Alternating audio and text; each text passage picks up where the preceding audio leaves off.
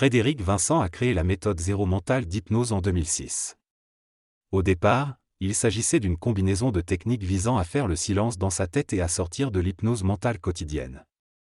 Cette méthode propose un apport du point zéro dans le champ de l'hypnothérapie, permettant de prendre conscience des processus hypnotiques qui nous gouvernent au quotidien. En se rapprochant du point zéro, on réalise à quel point nous sommes sous hypnose en permanence. La méthode zéro mental propose une relecture de l'hypnose en combinant méditation et hypnose pour accéder à un état de conscience plus élevé.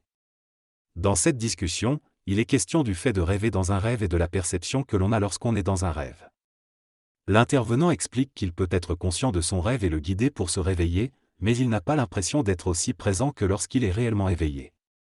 Il mentionne avoir connu un état de conscience particulier, appelé le point zéro, avant même de découvrir l'hypnose thérapeutique. Au fil du temps, il a cherché à reproduire cet état en arrêtant temporairement son mental. Il a finalement découvert l'hypnose thérapeutique qui lui a permis de mieux comprendre le fonctionnement du mental et d'y apporter des changements positifs. Il a également enseigné cette pratique à d'autres praticiens et a développé sa propre méthode, appelée la méthode zéro mental, pour accompagner les professionnels de l'accompagnement.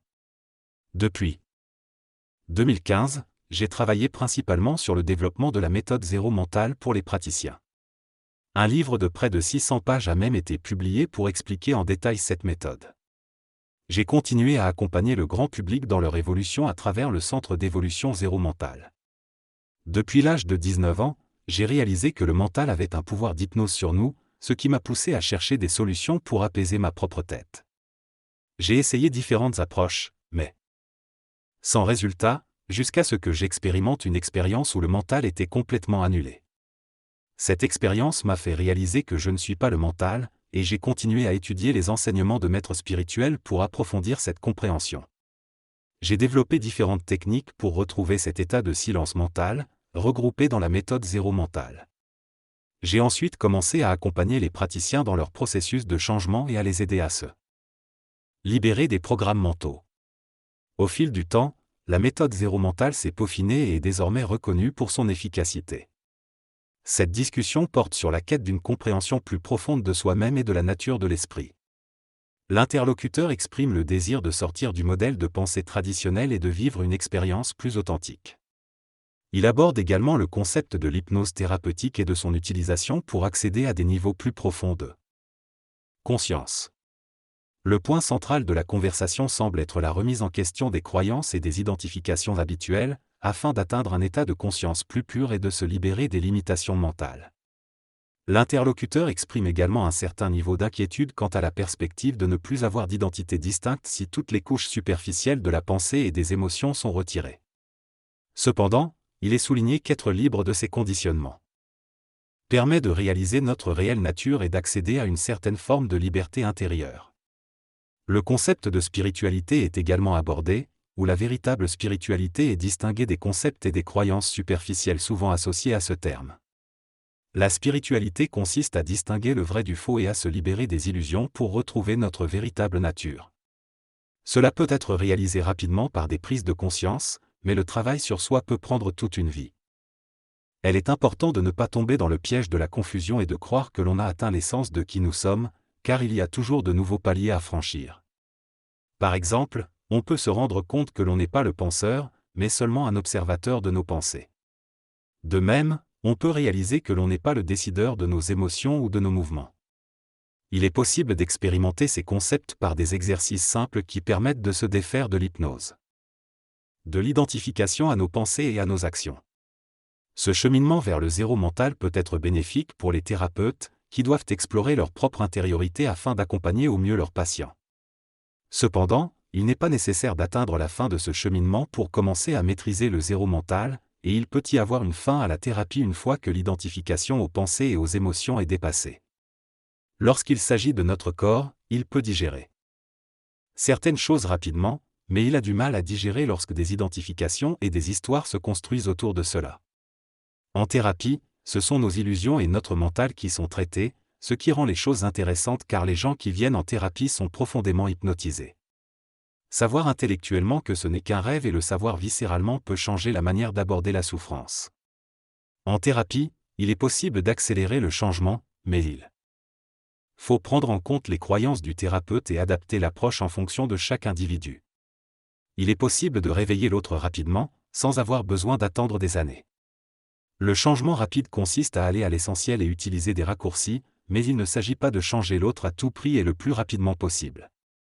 Une accélération du changement peut permettre de gagner du temps lors des séances thérapeutiques, mais cela ne signifie pas que cela soit moins efficace. Il s'agit plutôt d'aller droit au but et d'élaguer certaines choses pour obtenir des résultats concrets. L'utilisation de l'hypnothérapie et de la créativité du champ mental peut permettre un processus de changement plus rapide et efficace. En simplifiant les techniques et en se focalisant sur l'essentiel, il est possible d'obtenir des résultats en seulement 30 minutes, plutôt qu'en 1 heure et demie. L'objectif est de reprogrammer l'inconscient en enlevant ce qui n'est pas nécessaire. Comme le dit Léonard de Vinci, la perfection n'est pas lorsqu'on ne peut plus rien ajouter, mais lorsqu'on ne peut plus rien retirer. Les clients recherchent le changement et le résultat, plutôt que des états extraordinaires ou du spectacle. Le silence mental peut déjà avoir un effet sur les programmes inconscients, sans avoir besoin d'en faire davantage. L'accent est mis sur le pragmatisme et la recherche du changement dans le travail mental. Lors d'une discussion sur les changements de mentalité et de pratique, les intervenants discutent de l'importance du silence mental et de son rôle dans la transformation des pensées. Ils expliquent que le silence mental permet de reconsidérer les éléments d'une situation et de les aborder d'une manière nouvelle. Ils soulignent que le processus de transformation peut être difficile, mais que c'est un plaisir de le faire. Ils mentionnent également l'importance de la métacognition, qui consiste à prendre conscience de ses pensées et à se détacher de ses croyances, afin de pouvoir les reprogrammer. Il note que cela permet de prendre du recul et d'adopter une perspective plus objective sur soi-même. Il souligne que bien que l'on puisse avoir une certaine résistance à changer, il est important de se questionner sur nos identités et de ne pas seulement tenir à notre personnalité. Il conclut en soulignant que le travail de transformation doit inclure à la fois nos aspects négatifs et positifs, et que cela ne peut se faire que lorsque l'on lâche prise sur nos attachements. Il est important de comprendre que le but du point zéro est de créer quelque chose de nouveau, de réaliser notre nature profonde et libre par rapport à ce que nous sommes vraiment. Ce que nous gagnons en échange de cela est bien plus puissant que la vertu à laquelle nous nous accrochons. Lorsque nous nous libérons du mental, notre perception s'élargit, notre corps se détend et s'exprime, et notre système fonctionne enfin. Le vrai problème est que le conscient essaie de surpasser l'inconscient, mais en réalité, nous devons laisser la vie agir et libérer notre être. Le point zéro existe depuis la nuit des temps, ce n'est pas une invention du mental. Il s'agit d'une pédagogie spirituelle et philosophique qui simplifie et accélère notre chemin vers l'éveil. Il est temps que l'homme et la femme se réveillent, car nous ne pouvons pas négocier avec cela. Il est normal d'avoir des appréhensions, mais cela fait partie du processus. En voyant en temps réel la disparition de toutes les impressions, émotions et sensations, nous réalisons la nature éphémère de tout cela. Même notre angoisse de la mort disparaît, car elle n'est que le fruit d'une mémoire et d'une interprétation. En réalisant cela, nous devenons libres et nous réalisons que nous ne pouvons nous identifier à rien. C'est un processus de deuil, mais il est bénéfique, car nous mourons à ce que nous croyons être. Cela nous permet d'avoir une nouvelle clarté et un discernement puissant. La seule chose qui nous fait peur est ce que nous imaginons, pas la réalisation elle-même. Nous voyons à quel point les gens sont hypnotisés et aliénés dans le monde d'aujourd'hui. Ils perdent leurs repères et se rendent compte que l'hypnose mentale dans laquelle ils vivent est impossible et sans issue. C'est l'enseignement ancestral de l'éveil, présent dans toutes les religions et traditions spirituelles, qui nous exhorte à abandonner la pensée et à nous concentrer sur l'absolu. Dans ces moments absolus, il oublie tout et entre dans une certaine réalité, dans un état de vide qui est en fait total, la fin du rêve. Les praticiens de l'hypnose mentale vivent différentes intensités. Leur but est d'aider les gens à avoir des prises de conscience à travers des flashs, à observer leurs pensées et à changer leur rapport au monde et aux illusions des autres. Dans cet état zéro, il n'y a pas de souffrance, celle-ci n'apparaît qu'en fonction de nos croyances et de notre imagination. L'hypnose ericksonienne permet un nouveau regard, une nouvelle perception de la vie. L'objectif est de se réveiller de l'état hypnotique et d'être libre de nos pensées et de nos réactions.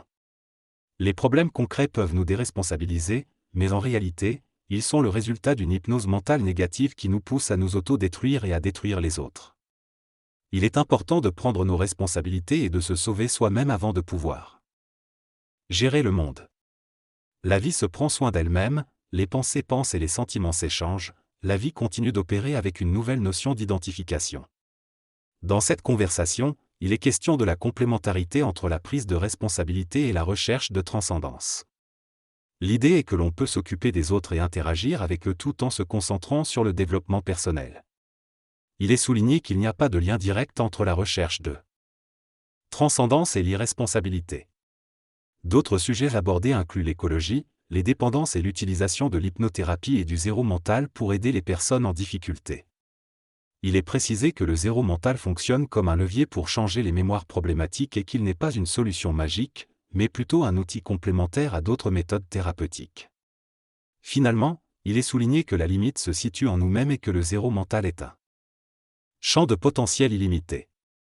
Dans ce passage, l'intervenant parle de l'importance de la pratique et de la persévérance pour devenir légitime en tant que praticien de l'hypnose.